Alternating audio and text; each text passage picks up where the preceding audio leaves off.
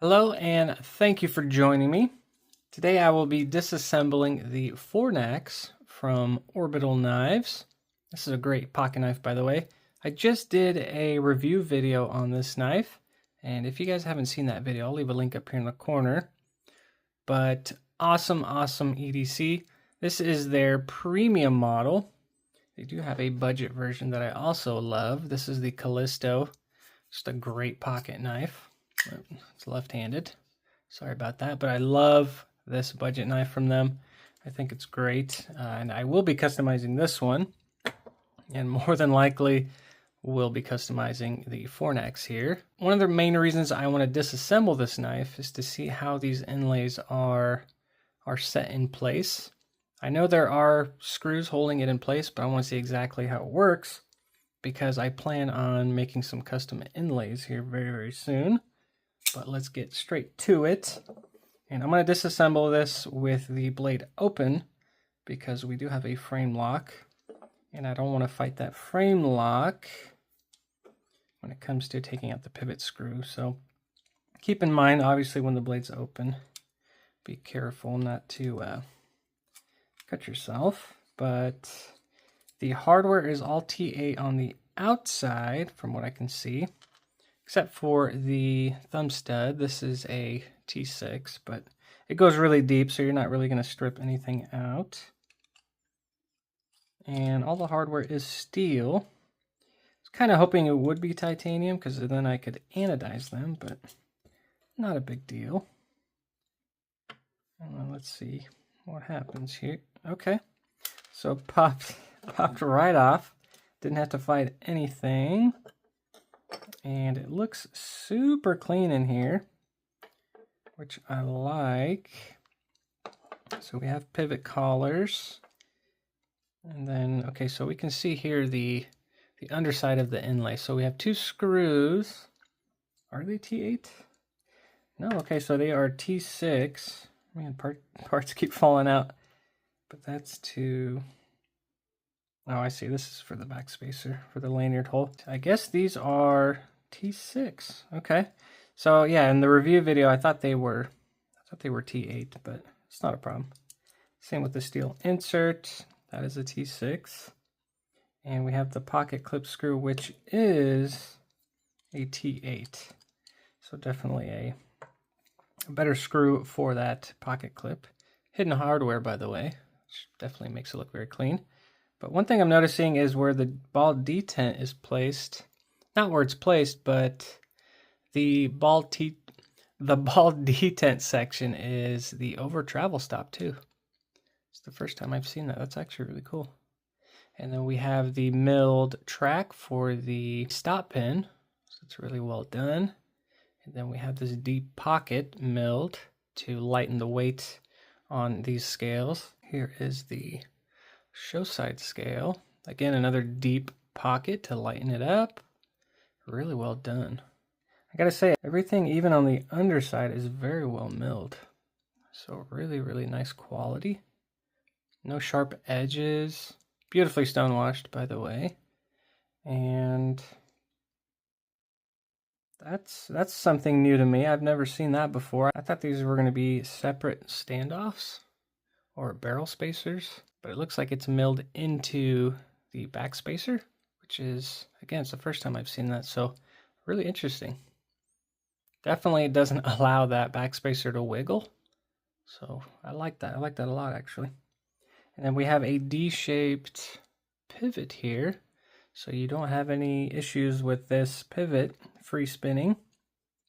I know a lot of people don't like that, but really, again, really well milled on the underside. Again, no sharp spots, which I really like. And attention to detail is very well done. The main thing I want to get to is this inlay. So I'm going to take it out because I plan on creating custom inlays for this thing. So two T6s hold it in. Okay, so falls right out. And here it is. Titanium inlay. And it's threaded. This is what I was expecting. but I just wanted to double check and make sure. But it is threaded, so I plan on doing a thin piece of brass, drilling the holes and then threading it, and then epoxying on whatever material I want on top. So this will be an interesting piece to create, and hopefully in the future, Orbital Knives will create little pieces that you can buy on their website to change up the inserts. I think that would be cool. But yeah, falls right into place. Super easy to take out, but not so tight that you need to push it out. But the tolerances are really good because there's no gap. It's really, really well done. I like that a lot. So I'm going to install this back into place. But that was the main thing I really wanted to see. And I'm glad we disassembled it because I was going to clean it, but it looks super clean on the inside. So that's really nice. Now I did oil the bearings from the outside a couple of days ago just to make it a little bit smoother. Not that it needed it, but I just wanted to see if it would affect the action. I do want to put some oil on the pivot pin. So I know there's oil on the bearings. Again, they don't look dirty. And everything looks really clean, so I like that. So I'm going to clean the inside of that pivot, just in case there's any gunk from my pocket on the inside. And this is another thing I like to do. So I don't know about you guys, but if you ever hear like a squeaking sound when you're closing your blade, especially when you're doing like a drop shut close, you're just letting the blade do it itself. If you ever hear any squeaking, I mean, I didn't hear any squeaking on this, but if you ever do, what I like to do is put a little bit of oil on my pivot. And what that does is it creates a little bit of a barrier between the pivot and, I'm trying some oil out, there we go. The pivot pin and the pivot hole, so it keeps it from squeaking. So again, if you ever hear any kind of squeaking, that's usually the issue. This does have steel washers, I want to mention that. So it's not riding on titanium. So everything's in place. Let me put this little pin for the lanyard to ride or go through and hold up against. Again, I do like when companies provide this kind of a lanyard hole access. That way you don't have a hole going through your design. Just, I think it makes it look a lot cleaner. But that ball detent hole is not dirty. Usually those are gunky, but again, this looks really, really clean. So really happy about that. And I'm just going to reassemble this thing because I think we're done. Looking at it. Okay, bearing good. I know these are oiled because I wouldn't say I drenched them, but definitely gave them some a couple days ago. And then the steel washer is still on here. What I like to do, especially with frame locks, is put the blade at a 90. That way when I place the frame lock side onto the blade, it actually pushes the frame lock up. And I'm basically not fighting. So if I left it open and I'm trying to put this on, then I'm fighting the lock face. And it won't, usually it doesn't line up and you're fighting the location of the pivot. So that's just how I like to do it. Makes life a lot easier. Steel washer is in. And then I just like to push over on above the frame lock and then the front of the scale, just to put a little bit of pressure. This does have a pivot collar, so I'll put that on first.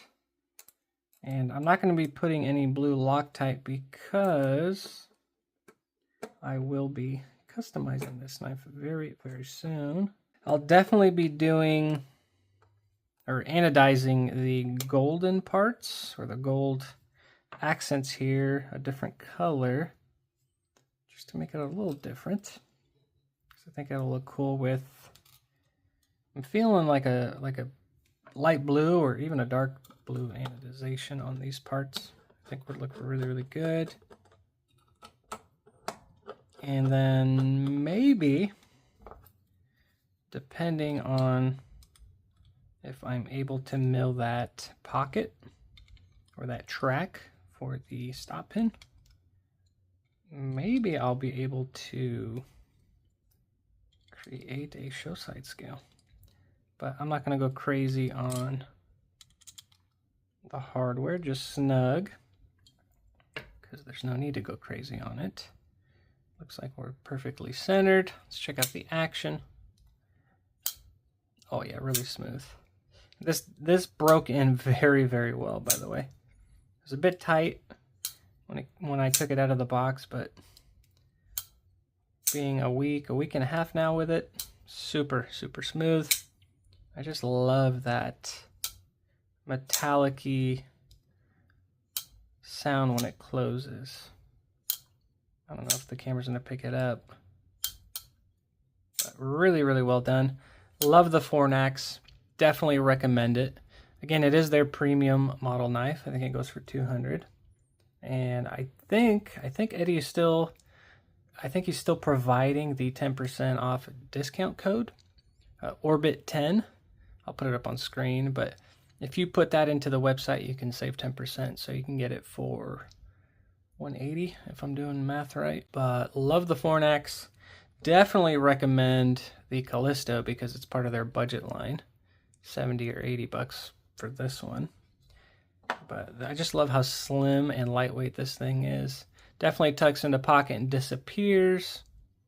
And just very, very well done. All the little details I love. But that is the disassembly of the FORNAX by Orbital Knives. As always, thank you very much for watching. I really appreciate the support. And I will see you guys on the next one.